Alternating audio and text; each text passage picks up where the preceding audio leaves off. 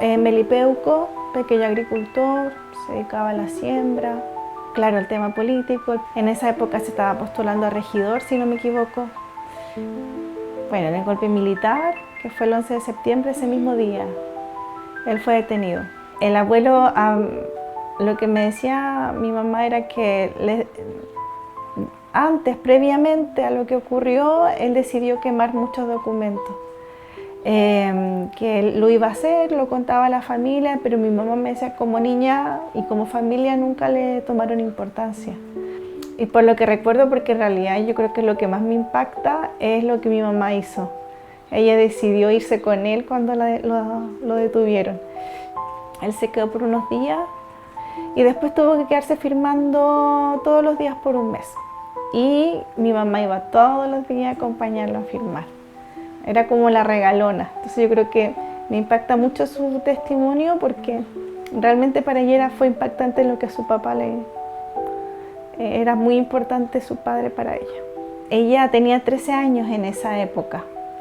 El último día ella no decidió no acompañarlo porque tenía sueño. Entonces decidió quedarse en la cama y él le dijo, quédate porque es el último día, ¿qué más va a pasar? Y ahí salió y nunca más volvió. Incluso mi mamá se culpaba por eso, es que era chiquitita. Era obvio que le iba a pasar eso. La abuela fue a preguntar por él y fue varias veces insistentemente hasta que, bueno, le habían dicho que se había ido a Argentina. Esa era una de las cosas que le daban como respuesta. O personas que creo que habían sido detenidas, si no me equivoco, en ese mismo lugar estuvieron con él. O lo vieron que, bueno, que el maltrato que él estaba viviendo dentro, por lo tanto era imposible que la abuela creyera que él se había ido a Argentina. Bueno, y lo que ella me contaba que también le impactaba era ver lo solo que quedaron como familia, porque muchas personas que conocían mucho al abuelo, me decía ella, no volvieron más. Claramente algunos quizás se fueron, se arrancaron, pero ellos eran tan pobres que haber quedado tan solo para ella fue muy fuerte. Lo que recuerdo es que dentro de los testimonios que van apareciendo después, era que a él se lo llevaron a un río y ahí lo lanzaron. Yo recuerdo el nombre Matanza, no sé si continuará con ese nombre. Pero mi mamá, bueno, lo bonito de ella es que ella era muy buena estudiante. Ella sacó el primer lugar y me decía que lo peor que le pudo haber ocurrido es que un carabinero le entregara su diploma cuando sacó el primer lugar en ese mismo año en que desapareció el abuelo. Y ahí ella decidió estudiar y en Temuco, cuando ya llevaba, no sé si en primer año, en segundo año estudiando, decidió dedicarse a buscar al abuelo. No sé cómo se llamaba en esa época la agrupación, pero ella escuchó por radio y llevó a la abuela, a su mamá. Empezaron a ayudarse, como la agrupación los llevó como a acompañarse en el dolor.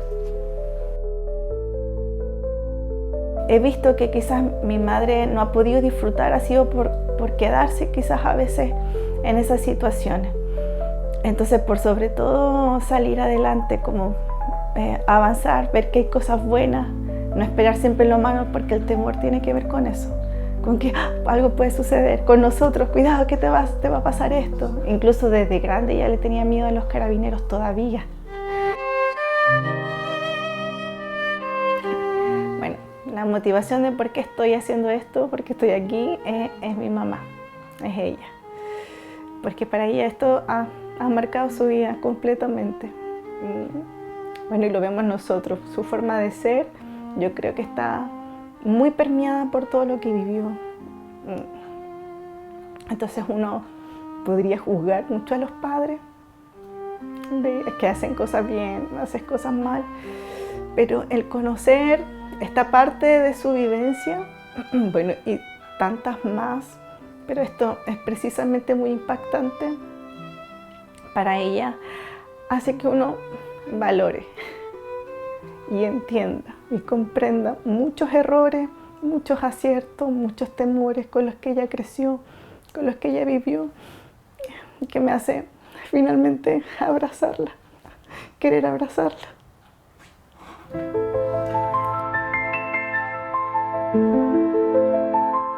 ¿Cómo proyecto esto hacia adelante? La verdad es que yo trato de no moverme por el temor. Entonces tiene que ver con un cambio personal, de dejar de pensar mal del otro, de tratar de entender al otro, tratar de escuchar verdaderamente al otro, de saber que no todos piensan igual que tú y eso no es malo.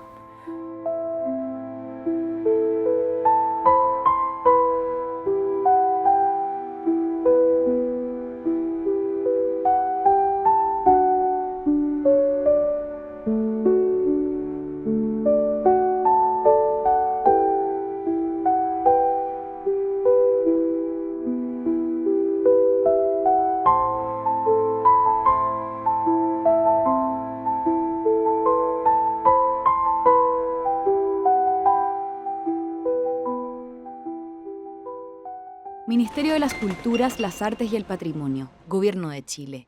Chile avanza contigo.